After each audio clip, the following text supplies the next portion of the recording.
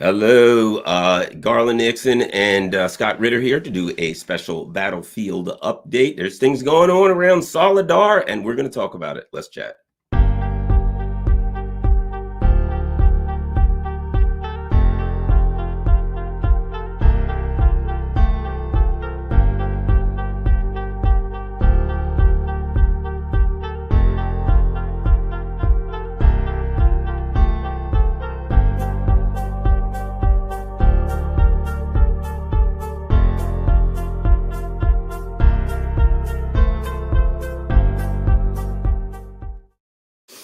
All right, Scott, let's get right to it. For those of us who don't have a clue what's going on, uh-oh. For those of us who don't have a clue what's going on, I'm going to bring up a map. And this is there in the center is the town of Soledar, which is just, I believe, north or just outside of Bakhmut. There is a lot of talk today about Soledar. So for those who haven't, I've looked at this map before. I'm sure you're familiar with the area. But for those who haven't, who don't know anything about the location, is Solid, for starters, is that an important town in the battle for Donbass? And if so, why would it be important or not important at this time? Well, I mean, first of all, the twin, I call them twin cities, twin urban areas of Soledar and Bakhmut are the site of two very large underground salt mines. I think the Soledar mine's been out of action for some time. But and parts of it have been converted. They've played back in 2007. I think the Donetsk Orchestra played a concert down there. They have carvings. There's a church, but it's underground. And I think Bakhmut salt mine was active up till at least 2014. But since then, they've been converted into a logistics command and control and defensive hub. Both areas have been heavily fortified, extensive trench work, bunkers, reinforcing fires, and it serves as the sort of the key to the Ukrainian defenses.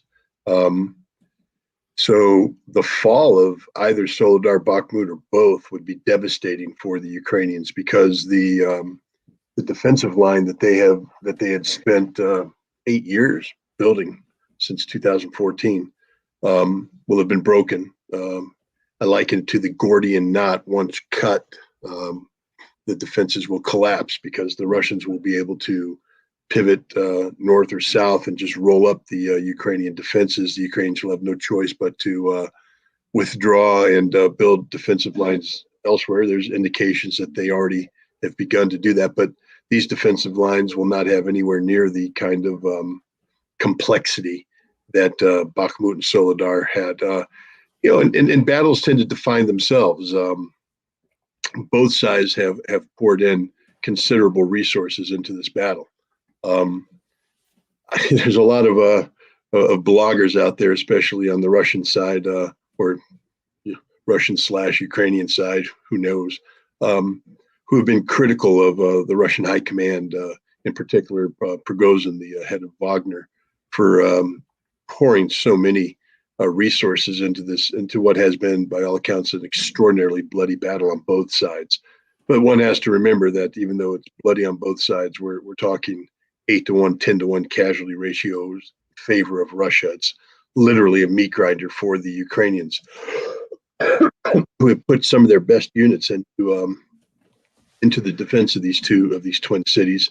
And if counts are right, Soledar has been all but surrounded, and I think Zelensky gave a speech tonight where he alluded to the need to evacuate Soledar to preserve the surviving troops, or else lose them, and he can't afford to lose these guys. But he said, the battle for Soledar has bought us time to rebuild our army. So he's alluding to, the probability that Ukraine has withdrawn forces to the rear who are currently being trained and equipped by NATO. Yeah, time would be a valuable asset, but whatever forces he's building, I can't imagine they're more than a couple brigades. We need to remember that while Russia's carrying out this battle, this victorious battle, by the way, they're winning in Bakhmut and Soledar.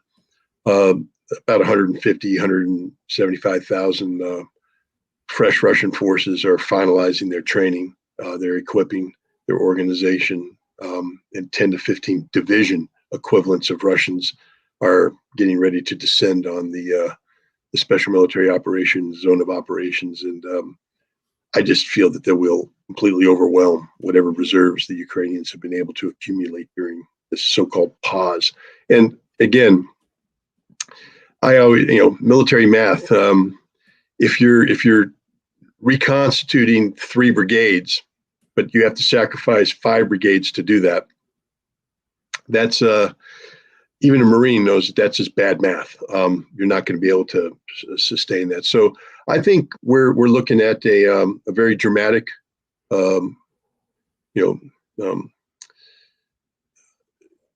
victory for the Russians, and I think it's going to coincide with the arrival of forces. Again, the bloggers are very critical because apparently they sit next to General Viking, and they know they're sitting there going, "Oh my God, General Armageddon, why are you moving so slow? Why are you doing this? Why are you doing that?" And I'm sure he tells them everything. The answer is no. I can't speak for the Russians because I'm not there. But I have planned extraordinarily complicated military operations from the corps level on down to battalion level, and sequencing is everything. The importance of sequencing your actions to create a accumulation of power so that everything coincides at a given point in time. You don't want to achieve a breakthrough if you don't have the forces available to exploit the breakthrough, because once you achieve the breakthrough, the Ukrainians will respond, and when the forces come in, the opportunities won't be there. So I can imagine a situation where the Russians are sitting there, grinding, and saying, back off, not so fast, back off, hold back, let them reinforce. People are going, why are you letting them bring more troops in? Because it ain't time yet. Right. So let them come in. We're going to begin the process again, grind them down, and then move forward again. And if they go too fast, pull it back, hold off. Is this frustrating for outsiders? Yeah. Is it frustrating for the troops on the ground? Somewhat, but they should be briefed. I would imagine the Russians are as professional as we are, and that the frontline assault troops are very cognizant of what the goals and objectives are and what the timing is. And, and so they understand that if they go too fast, that causes problems. And, sometimes going too fast isn't a product of you getting it wrong. It's the product of the enemy losing the will to fight. And then you seek to exploit that, but now you have to pull back. And I just see the Russians being very professional in this regard, unlike their bloggers. I don't think the bloggers are being very professional at all, but the Russian general staff, I think, has their act together. Are they perfect? No general staff ever is, especially from the private level. I'll just tell you right now, every private, corporal, sergeant, staff sergeant, gunnery sergeant, lieutenant, captain on the front line, if you got them in private, they would give you an earful about how incompetent the leadership is. The leadership's always incompetent until they win the war. And then it's the best damn leader I ever served under. And I would imagine that many of the Russians feel that way. I think Wagner, one of the interesting things is what Wagner's being presented to the West in a way it's never been presented before. We've always cheapened it as a private military contractor. Mercenaries. Hey, ladies and gentlemen, they're not mercenaries. Just stop it. Stop it already. They're contract soldiers. They just have a different contract vehicle than your other Russian soldier. These are guys who Wagner was formed in 2014 for a specific purpose. That is to provide a vehicle for the provision of professional military assistance to the Donbass, to the Donetsk People's Militia, Lugansk People's Militia. The Russian army couldn't be there for constitutional reasons, for legal reasons, for optics. But the militias desperately needed professional stiffening in the face of a Ukrainian military that outclassed them. Not in terms of bravery, but it doesn't matter how brave you are. If you lack the weapons, the tactics, the doctrine, and you're just going on sheer guts alone, you're probably going to end up holding those guts, stuffing them back into your belly when you got shot doing the wrong thing. So the Wagner was created to provide a contracting vehicle for the provision of professional military services to the Donbass. My understanding is they report directly to the Russian general staff, the high command. My other understanding is at least one of their bases is co-located to a Spetsnaz brigade near Moscow, and that there's a lot of interoperability between these highly trained special forces guys and the Wagner guys. But Wagner's more than just special forces. They're assault troops. And, this means they have tanks, they have artillery, they have their own air force. They fly Su-24 Fencer aircraft. They have their own intelligence, their own drones. It's a self-contained combat unit with extraordinary elan, esprit de corps. What Wagner has done is create an identity. And that identity is such that when you fight for Wagner, you will not let Wagner down. You will not betray Wagner. That there's a code of, not just code of conduct, but there's a code that you won't let your brother fighters down.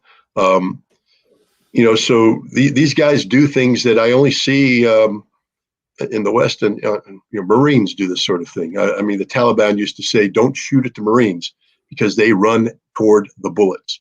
Unlike the Army and everybody else that's tended to go down and return fire long distance, the Marines just went, "Screw you, we're coming right at you. Maneuver, come in and kill you." Wagner seems to have that kind of spirit, a very aggressive spirit, not suicidal, right, but aggressive. And they've suffered significant casualties as a result. You can't help but suffer casualties if you are aggressively pursuing offensive operations in a built-up area, but not just a built-up area, the most heavily defended point on earth, right there. SOLEDAR, Bakhmut. All these armchair warriors that sit back there and say, "I could have taken this 3 years ago," or "I would do this, I would do that." I don't know, man. Unless you're there seeing it, I'm not. I'm just going off of what I read. But, I just remember I'm going to give a story, and all the combat veterans out there are going to go, "Oh, God, what a loser." Okay, I admit it. I don't have the same close with and destroy combat history as all you tough warriors out there. All I know is that when we trained for the destruction of a built-up area, pillboxes and all that stuff during the 3-day war at the basic school, we always died. We always died. We got it wrong the first time. We got it wrong the second time. We got it wrong the third time. It wasn't until after multiple repetitions were we able to get the sequencing correct to enable us to reduce a fortified position and retain enough combat power to move on. And this is in peacetime. This is in training. Wagner's having that same lesson, but when you make a mistake, you're dead. And so, they have the Wagner troops right now, remember, are guys who have done this repeatedly and they've survived. They now have the winning formula. They now know how to do this. And I think it makes them some of the most dangerous people on the planet, because if you can master war, that kind of war, urban combat with the kind of intensity that's going on, because even though the Ukrainians are losing, they still have tanks, still have artillery, they still have aircraft, and they will slap you down if you give them the opportunity. And the fact that Wagner is out there winning, prevailing right now, tells you something. They're pretty darn good. So if SOLEDAR falls, because we've been told the prize is Bakhmut. If SOLEDAR, if it appears now that and we could be wrong, but it's certainly the evidence shows that Solidar is maybe soon falling. It could be, we've heard this any day, any hour, could be a week, but it certainly appears as though it's vulnerable. Solidar drops, and it is taken by the Ukrainian troops withdraw. How long can Bakhmut stand? If it's going to start getting close to being encircled, it's going to be very difficult to resupply the troops and to reinforce the troops in Bakhmut, isn't it, if Solidar falls? I believe so. I believe that when Solidar falls, and it could be as soon as tonight, that Bakhmut will fall shortly thereafter, because you're putting the Ukrainians in an untenable position. They've lost one of their anchors. So now the Ukrainians have to build new lines of defense that aren't to protect the northern flank of Bakhmut, that aren't going to be as defensible as what Solidar was. And the other thing to remember is once retreat is addictive, not in a good way. Defeat is bad.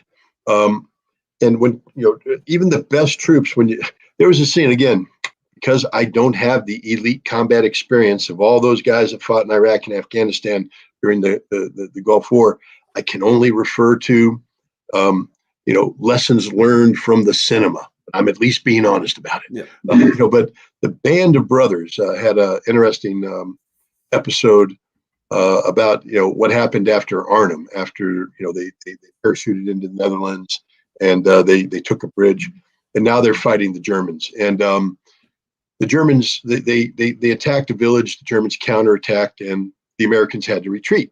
I mean, they weren't all killed. Some were killed, some were wounded, but they had to retreat. And the soldiers in there were just like, this sucks, because they were so used to winning. And now they've lost, and that's tough. And had the Germans pressed the attack, it would have sucked even more, because once you start retreating, you're in disarray. Right. It's very difficult for you to be able to pivot back and reorganize. You're scattered. Your logistics aren't good. Your command and control is not good. And an aggressive enemy will just stay on you and push you and press you. And it just, mistakes compound, and now you have a problem. And I think this is going to be what's going to happen to the Ukrainians. Again, I think, when we talk about the timing of a potential major Russian offensive, I'm going to shift gears here right now, but there's a reason why I'm doing it. Okay. Let's talk about Belarus for a second. We have the Russians. I think I know why you're doing it. I'm listening. Building up a significant military presence together. It's a joint operational group with the Belarusian military. They're trained together. They're operating together. And they are going to hold major exercises, sort of like the final test. When you build a big group like this, you have to test them, make sure everything works, command and control, everything works as planned. They all know how they function together. So there's going to be this test, this major exercise that terminates on February 1st. Now, I'm not as clever as some people. Maybe there's people out there that can articulate how you go from a major exercise and just immediately transition into offensive operations. I will tell you that that's probably a lot more difficult than it sounds, and probably not going to happen. So the fact that Russia has announced these exercises tells me that you're probably not going to see major offensive action, the kind of exploitation action, till after February 1st. Mm-hmm. That doesn't mean that the Russian group in Belarus is going to drive on Kiev, drive on the western border, whatever. It means that they'll be prepared to do whatever they're being tasked to do. And I think their number one task is to sit there and look really, really, really, really threatening. And already the Ukrainians are paying attention. The head of the Ukrainian intelligence is like, well, if they come down, we built these fortifications from the border to Kiev. We're ready for them. Well, to be ready for them, you not only have to have built the fortifications, you have to man them, which means manpower, precious manpower, has to be allocated for this defense. And this defense isn't just in Kiev, it's got to extend to the Polish border, which means these are troops that aren't going to be available elsewhere. And I think that's the single most important thing of this group of forces, is the potential for action that forces Ukraine to maintain forces that are capable of responding to that. The other thing it does is it also tells Poland, don't get involved. Poland right now is, they're building up a new armored division. It's going to take them some time, but, at least on paper, it looks good. They're getting the Abrams tank. They're buying the Abrams equivalent from South Korea. They're getting modern artillery from Czech Republic, the Crab. And also on paper, it's going to look good, an armored division.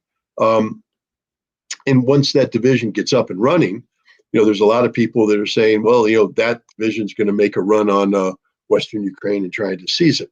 Well, that division has a 0% chance of success against the combined Russian-Belarusian military grouping. And the fact that that grouping's there and not committed to an offensive against Kiev holds the Poles at bay. So I think this group has a job to just sit there and be a force in readiness, ready to do anything and just look threatening. And it's going to freeze the Poles, freeze the Ukrainians. And now we come back to where we were, back in the Donbass with the Battle of Bakhmut and SOLEDAR. I think the timing is going to be around February, or the week after February 1st. I think right about that time is when you're going to see the Russians having accumulated sufficient force to exploit a victory. Yes, they're going to win in SOLEDAR, but I don't see them rapidly moving out. Maybe I'm wrong. Maybe they have accumulated some ready reserves that are ready to do that, but you don't want to go too soon without sufficient forces. Russia's already learned this price. You bite off too much, you have insufficient forces assigned to the task, and you create problems.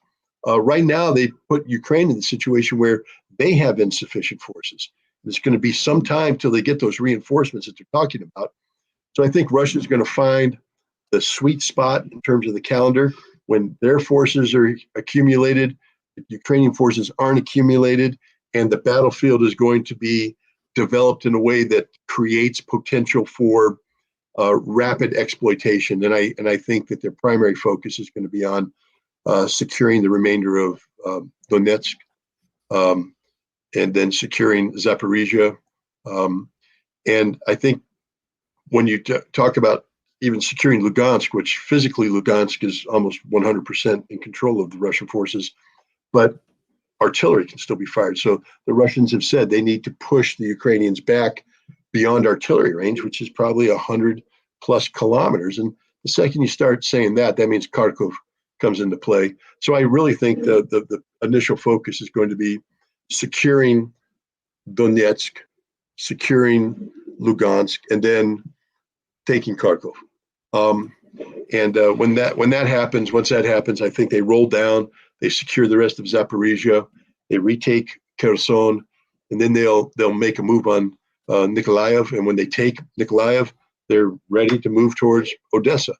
And then I think there's going to be a pause, because I think this is going to probably take them probably all spring into early summer. So I think there'll be a pause there to regroup, but also to give Ukraine a chance to surrender. What do you think about because now that argues that, okay, Ukraine continues to stand and fight, and which may happen, but there's a term I've been using for a while, and this is the way I see this thing going at some point, and that is collapse. At some point, it's this Ukraine project, military, political, the United States, now people are starting to realize that the United States adopted a country the size of France and has adopted a war against a superpower, and they are almost solely funding it, right? There's problems that the United States has here. Now, of course, Bakhmut, let's say Soledar falls, Bakhmut falls, troops start falling back. What about this term collapse, where you get a military, an economic, an infrastructural, a collapse where things just kind of come together to a point where it's not sustainable for Ukraine to keep doing this thing, even though they got some troops here, and here. Anyway, you see what I'm getting at. And I'm sure you've seen that happen before historically with military. Sure. I mean, the ideal collapse for the Russians would be something akin to the collapse of the destruction of Army Group Center that took place in the summer of 1944. Operation Bagration. Um, and we're talking over 1 million Germans taken off the battlefield. Significant, and it was, but just have to remind people that when you take a look at the casualties, even though the Germans suffered egregiously, you take a look at the Russian casualties, going, holy cow, Right. they took some serious casualties too. War ain't cheap, especially if you're fighting against an enemy that is hardened and capable as the Ukrainians are. Let's just stop pretending that they're incompetent cowards. They're not. Even those bastards in the Adar and Azov and Tornado and Kraken, as much as I dislike and viscerally hate these people, I have to tell you that if I went opposite on the field of battle, I'd be briefing my Marines to treat them seriously. These guys will kill you if you give them the chance to do so. And now we come to the concern. Another collapse would be what happened to the Germans around in the vicinity of Kharkov during 1943, the winter of 1943, after the Battle of Stalingrad, when the Sixth Army, the Romanians, the Hungarians, the Italians, everybody just disappeared. There's this giant hole in the lines. And the Germans are trying to plug it by, I think, pulling out Fourth Panzer Army out of the Caucasus as quick as they can to bring them in. And this general named von Manstein arrived on the battlefield, and he couldn't create a coherent front. But what he did is, as the Soviets pushed through this gap, they created opportunities because they got overextended. I think by history, right? Popov's tank army, a shock force, was trying to make a move through the German rear, and von Manstein was able to cut them off, bloody their nose, wipe them out, push them back. And by doing this, through this war of maneuver, he was able to reconstitute a defensive line that held. And the reason why I bring that up is, the Ukrainians have some capable units that are still intact.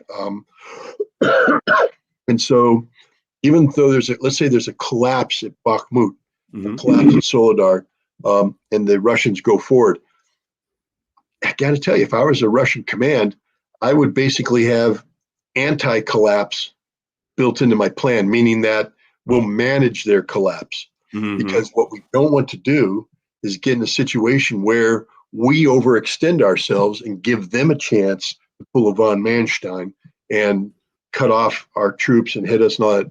That you want to make sure that as you move forward, all your flanks are secure, that as you move forward, you have defense in depth just in case the Ukrainians launch a counterattack at a point and penetrate, that you can seal that off and not have to worry about any major disruption. So even though I believe the potential for the kind of collapse you're talking about exists, I think the Russians have to keep in mind that even though they have a lot of troops coming in right now, if you suffer a lot of casualties, then you don't have a lot of troops anymore. And there is a big mission out there that's going to require a lot of troops so that you don't repeat the mistakes of September in Kharkov, where you had a thinly held line, or in Kherson, where you had a line that was indefensible because you lacked the forces to push the enemy back and make a more secure line. So you had no choice but to fall back in the opposite direction. I think you have got a lot of guys that are looking at the maps and they're coming up with phase lines. And I think this is going to be a very phased approach to offensive warfare, where each phase will be followed by a pause. And then there are certain prerequisites that have to be achieved in terms of securing flanks, getting logistics up, et cetera, before you go to the next phase. And this will be a little bit bloodier for everybody involved. It'll take a little bit more time, but the end result is going to be an absolute decisive Russian victory as they shape the battlefield exactly the way they want it to look. There will be no surprises. They know right now that Ukraine's got 30 to 40,000 troops in Europe getting trained right now. That sometime in the spring, 2 to 3 brigades worth of armored troops are going to show up, and Russia needs to be prepared for that. What they don't want to do is create a situation where they've overextended themselves, and right at that moment of overextension, the Ukrainians hit them with 2 to 3 brigades, and suddenly the Russians, they're not going to lose the war, but suddenly they have that problem again. Oh, we're retreating. Oh, we're giving up land that we captured. Oh, we're not winning decisively. I think Russia needs to be winning decisively from now on. I'm not saying there won't be a tactical reversal here or there, but the day of the major Ukrainian counterattack, from a political perspective, has to be over. And literally speaking, there's no reason for the Ukrainians ever to have that opportunity again, because the Russians have the force structure necessary to make sure that wherever the Ukrainians seek to attack, they're banging their head against a wall. Right now, there's no place on the line that Ukrainians can get a major breakthrough. But once the Russians start moving, you create the potential. You have units that can outrun their, they're not linked up anymore. They create gaps. And unless you pause, identify the gaps and close them rapidly, an enemy, especially one that has the intelligence support that they're getting from the United States, could be able to exploit that. So I think this is going to be a far more measured offensive than what circumstances might otherwise dictate. Because I'm not disagreeing with you about the potential for the Ukrainians to collapse, but I just don't think that the Russians are going to be playing, that kind of, rapid exploitation game, because this isn't World War II. They don't have 12 million guys. Right. They have limited resources. They have resources finally sufficient to the task, but they won't be sufficient if Russia squanders them on, trying to seize too much too soon and giving the Ukrainians a chance to counterattack. It sounds to me like you're saying the Russians, they learned when they came in here, they came in, and let's say they hit an area, they knock out some Ukrainian troops, and there was nothing but open field, open space, and they just buzzed across that open space until they hit something, and people said, well, they've got that open space. Well, they didn't really, because there was nothing there.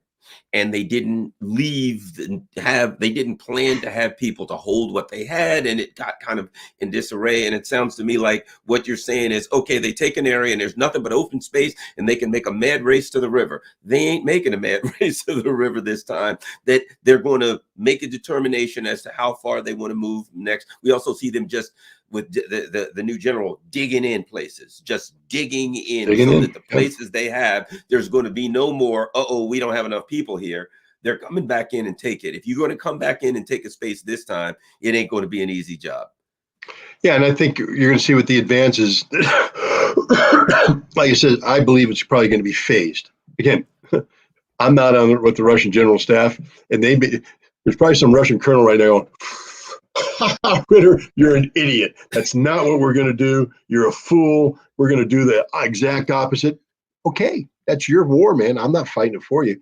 I'm just, saying from my perspective, given, what the lessons of history, I believe that the Russians will probably run a very phased operation, and making sure at each phase to consolidate their positions so that the Ukrainians can never again launch a counterattack that achieves the kind of depth of penetration that they did back in September. Now, do the Belarusian troops also serve as a reserve force? They hit an area, they got some issues, or they need extra troops, or they can draw. Can they can draw from the reserves in Belarus also? But or do you think that Belarusian contingent stays there for all the reasons that you've put up early, and that's probably not, they're not going to draw off of them? Let me put it this way. Even if, let's say Russia decided to attack towards Kiev, I don't think a Belarusian soldier is going to cross the border. Right. I mean, the Russian forces there. So, okay, so the Russian forces and the Belarusian forces are kind of married in a group there. And if they got to act, you think they act together? I think so. I personally don't see the Russians launching, at least initially, a major strike towards Kiev. Here's the thing. Let's say the war is developing and Russia's achieving these breakthroughs, and the Ukrainians are forced to strip defenses north of Kiev. And the Russians may look at the map and go, wow, we have a golden opportunity right now to strike. But I personally don't believe they're going to do it, because they tried that once and it didn't work too well. So I don't imagine that they're going to, double down on stupid. If the Ukrainians surrender and you need a force to come in and secure Kiev, then that force is there. But I think that this force works best as a force in potential, and it's also limited by Belarus. President Lukashenko has said straight up, we're not here to invade Ukraine. It's not our job. We're here to protect the Russian flank. We're here to protect Russia and Belarus from further NATO aggression. One of their big concerns is Poland moving into Western Ukraine. Lukashenko said that is a red line. If Poland moves in, then we will have no choice.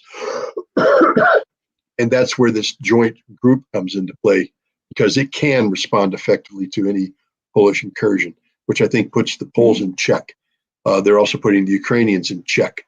So I think that's the purpose of that force. I don't see that force moving in. And if they did preemptively, or I think it would only be the Russians. Again, I don't know. I don't know what kind of deal the Ukrainians and the Russians and Belarusians have cut, but I have listened to the Belarusian president speak, and he's been consistent from day one that it's not the job of Belarus to invade Ukraine, that Belarus is here to defend from Polish aggression or Ukrainian aggression against Belarus, but Belarusian forces aren't there to invade or occupy Ukraine.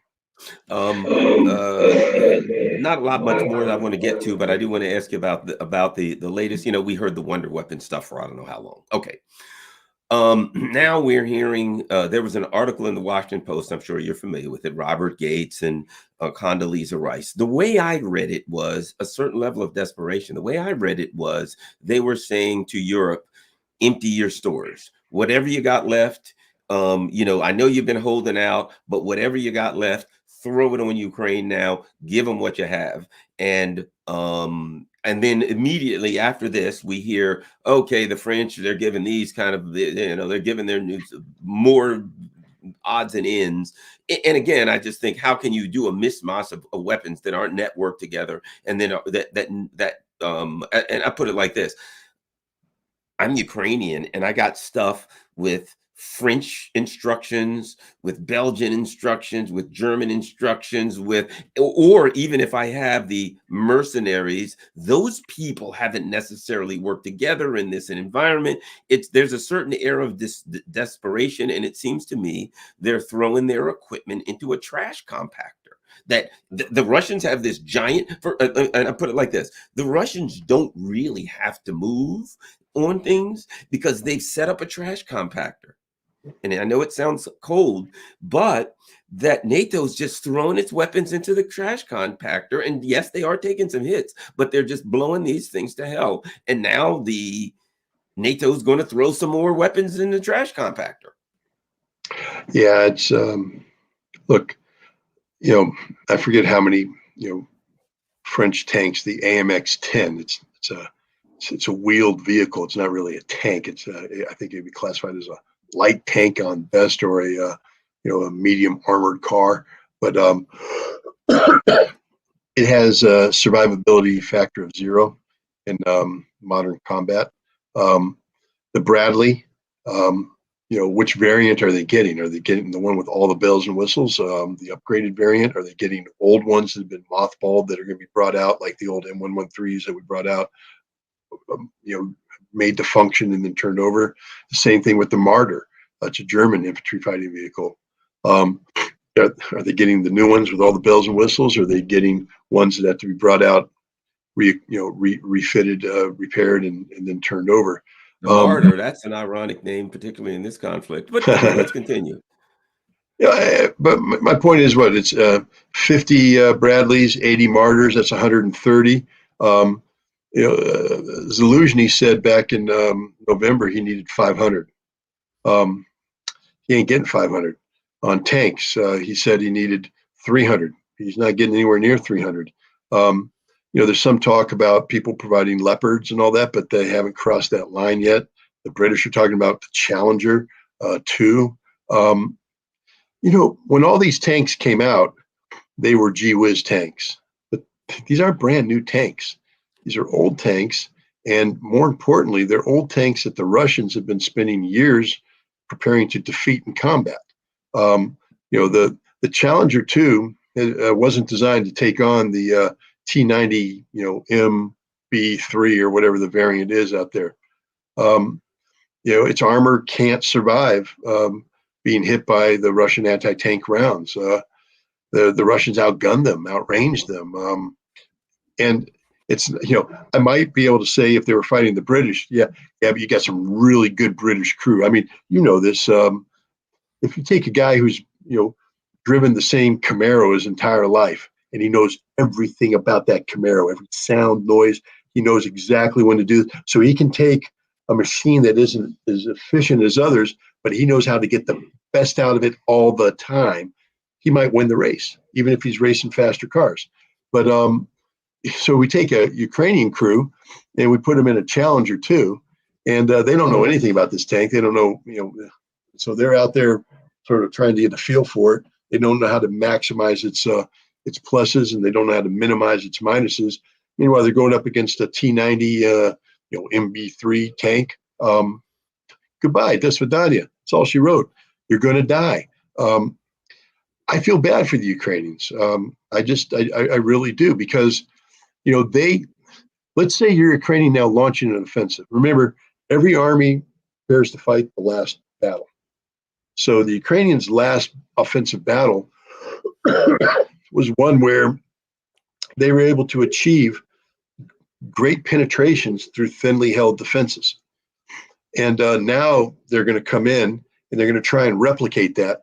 But if the Russians do what I said they should be doing, which is a phased operation, linking in everything, these guys are going to try and come rushing in, and they're just going to get hit right in the face. They're going down. It's going to get ugly quick.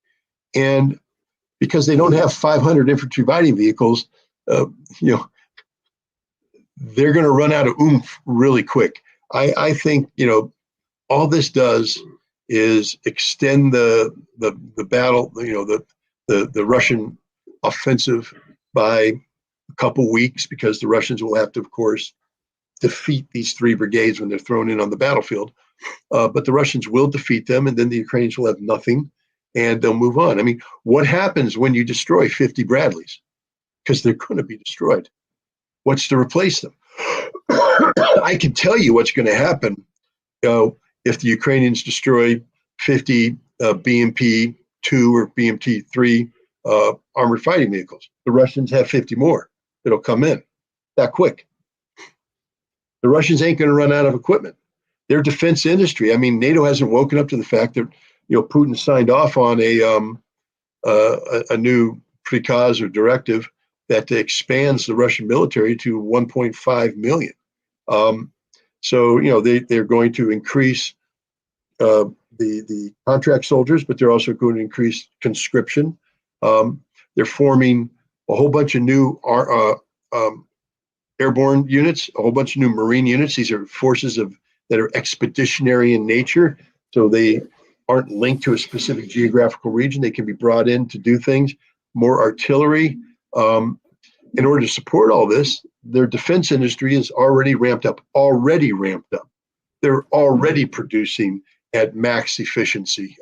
Weapons are already coming off the production line. Meanwhile, back in Western Europe, ain't nothing like that happening. Poland is building a single division. They're equipping it with equipment that they don't produce. Other people do, but they're going to buy old M1 tanks. You're going to buy new tanks from the South Koreans. It's going to take time, but then that's it. What's Germany doing? What's France doing? What's Belgium doing? What's Netherlands doing? What's Denmark doing? What's NATO doing? And the answer is nothing comparable. Literally, what's the United States doing? I mean, if I were an American military planner right now, I'd be telling the President of the United States, we need to activate 3 armored divisions right now. Not because we need them today, but just so they're available in 2 years. But we need to get 3 divisions up and running. Now, they'll come back to me and say, we have a recruiting shortfall of 6,000. I don't know where you think you're going to get the troops to do this. And that's a different question altogether. Leadership will have to come up with a solution. But the bottom line is, if we think we're going to take on the Russians, and I'm not talking about force on force, but make a presence known, we need to have forces capable of establishing and sustaining a presence. And we're not doing that. Well, I can say this as a person who was a former hovercraft pilot when I did search and rescue on the Bay. That Slingsby Aviation, SAH 2200 hovercraft. I could take that thing and run it 50 knots across the ice. I could do a 180 and use the prop wash to stop it. I ran that thing every day. If you don't know what you're doing with that, and I try to train you a couple weeks and you run that thing off the ice, you are dead. You Yeah. are when you get up to 50 knots, stopped, and it's flipping, and you're done, and you're never going to come home again alive. So, a very expensive piece of equipment made in England. So, I understand what you're saying when it comes to I can give you the best tank in the world. If you don't know what you're doing with it, you might just kill yourself running off something or going, or screwing it up. If not, God knows when you come up against a tank crew or a tank division of people who have practiced maneuvering together, they're going to go through you like a hot knife through butter. Yeah. Or as General Patton said, like crap through a goose. Yeah, exactly. Or crap, or what, shit through a tin horn. I've heard that one too, all too many times. Last but not least, I guess well, actually, really, I think we've pretty much covered everything. Is there anything that you think that's important that our viewers need to know that you'd like to comment on?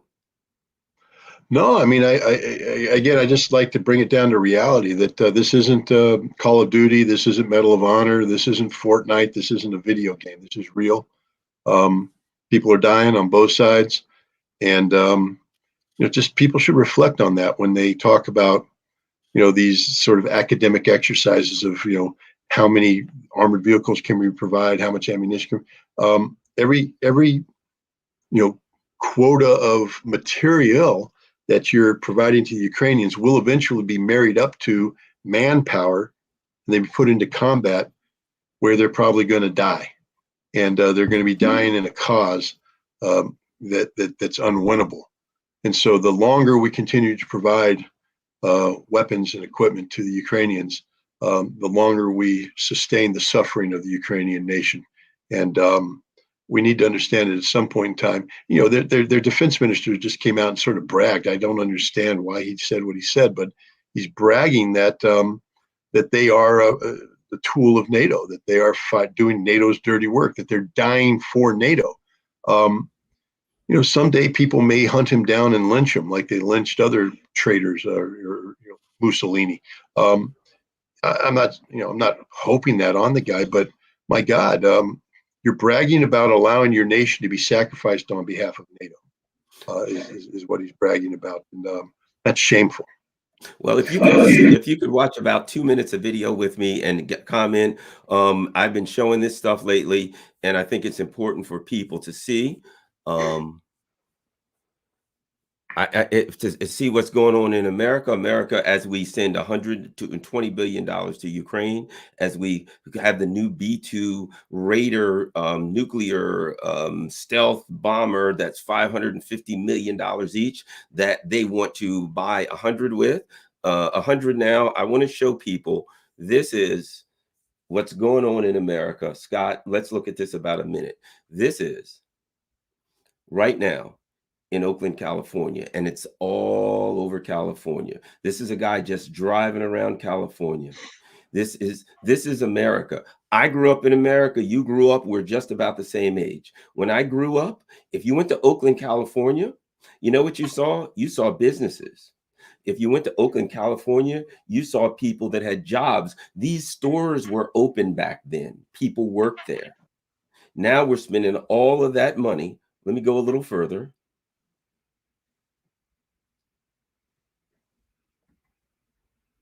These are homeless camps here, giant homeless camps. And this is not one here and there. They're all over the place in California. You see, and all over the place. See, there we go. Homeless camps. You'll see cars at the homeless camps. You see RVs because people look at them. Look at the size of them. They're all over the place because there are a lot of people there who have cars because they have a job, but they can't afford to live. They're living in squalor. There used to be a time when you go outside of Lagos, Nigeria, and you'd see that. When you'd go to various places around the world, as tragic as it may be, But all of these are trucks and buses and anything that people can find to live in. They park because they can't afford a home. There's signs everywhere in Oakland, California, in Fresno, in Sacramento, but you can go to Alaska, you can go all over the country and you can find this, and you'll see signs that say, don't leave anything in your car. Don't leave anything in the open, because the people are so desperate. These are not lazy people. These people used to have a job. These people used to work in factories. People used to be able to feed their families. Now their children. I'm a person, I have a daughter, thankfully she's grown, but I cannot imagine living in this kind of squalor. And I'm just going to leave it at that, Scott. And as I see that, and I understand that right now we've adopted a country the size of France, and we're spending hundreds of billions of dollars. $1 billion would clean all of those, clean all of them up, put maybe some places for people to live, something, disease, everything will go there. That's what America is turning into. Before we leave, Scott, I'd just like to get your comments on it. No, I agree absolutely. I think people should start talking in terms of not, one B-21 bomber costing X, but to say that B-21 bomber could, build, 150 residential, facilities capable of housing this many people. It could clean up water. I mean, take one B-21, you could clean up all the water in Flint, Michigan, which still isn't cleaned up because nobody can afford it. One B-21 could solve the problems of the hurricane damage down in Florida, which everybody's forgotten about. I mean, we're very good at when the dramatic wind is blowing, and the TV anchors can get blown around and look really sexy doing it. Everybody says, "Oh my gosh, we care," but now nobody cares. Nobody's talking about them. Nobody's doing anything. But we're going to buy more weapons, and we're going to send more war materiel to the most corrupt nation on the planet, underwriting a Nazi ideology that's as odious as it is, just evil. Americans have to start recalibrating their brain. First of all, we have to start caring. I mean, I just, what you showed me, the problem is out of sight, out of mind. I mean, if I'm in Albany, New York, that's a California problem. I just pretend it doesn't exist, except the problem in Albany is I can take you, it's not quite as extensive as that, but I can take you where the tents are, where the cardboard boxes are. You can do it anywhere. It's there. It's an American problem. It's an American reality. And yet we're so callous and just throwing money away at a losing cause. There's not a single person out there that can articulate a strategy of victory for Ukraine that is real. Yes, there's talking heads out there that say Ukraine will win. That's not a strategy. Tell me how they're going to do it. Tell me exactly, step by step. You see, I can do the opposite. I can sit here and tell you how I think Russia is going to win. And it's logic, it's fact-based, etc. No one could do the same thing for Ukraine. No one can sit there and build capability where the components don't exist. And yet we're going to pour all this money, literally waste this money. This is money gone forever. And meanwhile, back here in America, Americans, our fellow citizens, are suffering, as you showed. So yeah, I think there's a disconnect here. Somehow we got to find a way to get the American people to wake up to what's going on at home and figure out that the best national security our country can have begins with good infrastructure, jobs, healthcare, education, homes. Criticize Russia all you want. I'll say this: it's a constitutional right to have a home in Russia. Wow. Scott, where can people find you online? And oh, by the way, I forgot, you're back on Twitter. Well, I have it's the original Twitter account, so it's at Real Scott Ritter on Twitter. I have Scott Ritter on Telegram, and of course, if you want all my writings and everything, ScottRitterExtra.com is the one shop stop for anything I do. For instance, when you send me a link to this podcast, I'll put it up on that. I put all my writing on that and everything. So ScottRitterExtra.com. Can people become members or anything at Scott Ritter Extra, or is it just?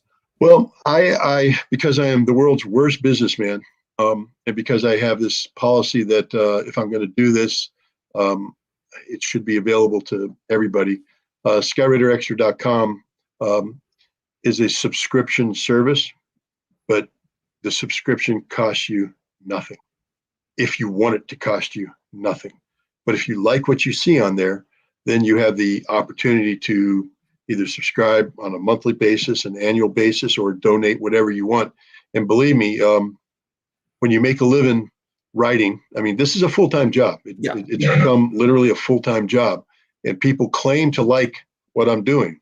So if you do, then please help out, because if I have to go find alternative means of securing income, then I won't be able to do this. I'll have to go do something else, whether it's digging trenches, roofing homes. Yeah, I used to sell. There'll be something else I'll have to do. I used to sell networked security and video cameras. Trust me, I know it. Everybody go to ScottRitterExtra.com, right? That's it. Yeah. ScottRitterExtra.com, and make sure that you get a subscription there.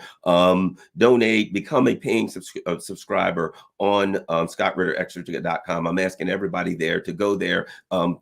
Scott does incredible work. We really appreciate it. And let me tell you this: he's on all the time. Anybody that calls him, he doesn't ask for a dime to do it. So everybody go to ScottRitterExtra.com. I'm asking you to go there to get a monthly subscription, whatever you can do, whatever you can afford to help keep Scott going. And we really appreciate it, to show and let him know that we really appreciate his work and we want to support him and keep him going. Thanks a lot. My name's Garland Nixon, at Garland Nixon on Twitter, Garland.Nixon on Instagram, just plain old Garland Nixon on Facebook, boo Facebook, and all of the rest of them mostly. But, and of course, I'm on Rockfin. That's ROKFIN, rockfin.com/Garland Nixon.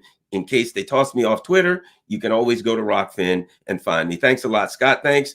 And don't forget, everybody, Wednesday morning at 9 o'clock, Scott will be back, and I'm sure we're going to have big things going. Who knows what might have happened in SOLEDAR within the next 24 hours. Thanks a lot, Scott, and thank you, everyone. We're out.